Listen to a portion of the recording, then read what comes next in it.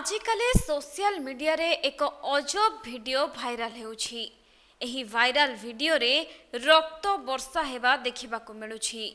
लाल रंगर पानी सुओ भली माड़ी आसुछि आउ समुद्र रे मिसी जाउछि।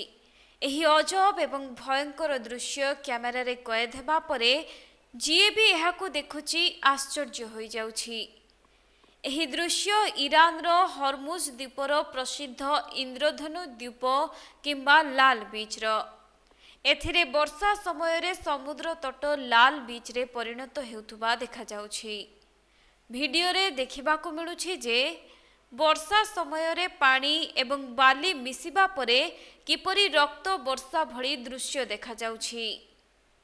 ଏହି ଘଟଣା सोशल मीडिया रे भाइराल हेउथुबा बेले वैज्ञानिक पर्यटक एवं साधारण लोकंक मध्यरे एहाकू नेई अनेक आलोचना हेउछि।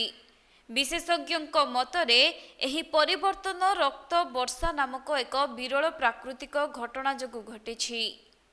ଏହି भिडियोटी जणे tour guide social media platform रे शेयर करिसेंती एवं कैप्शन रे लिखा जाइछि प्रसिद्ध लाल बीच रे प्रबल वर्षा आरंभ। पर्यटकंक पई एहा एक आश्चर्यजनक दृश्य रहिथिला, तेणु से एही वीडियो को सोशल मीडिया रे शेयर करिथिले। किंतु प्रकृत रे एहा कोनोसी अलौकिक घटना किंबा प्राकृतिक विपर्यय नुहे, बरं एहा एक प्राकृतिक चमत्कार। हर्मुजर माटी रे प्रचुर परिमाणर आयरन ऑक्साइड थाए, जहा वर्षा पानी सहित मिसिले समुद्र को लाल रंग करि देई थाए। नासार रिपोर्ट अनुसार एही द्वीपटी एक लुण गंबुज, जेउथिरे लुण, जिप्सम, सामुका एवं लुहा संपृक्त ज्वालामुखी पत्थर मध्य मिली थाए।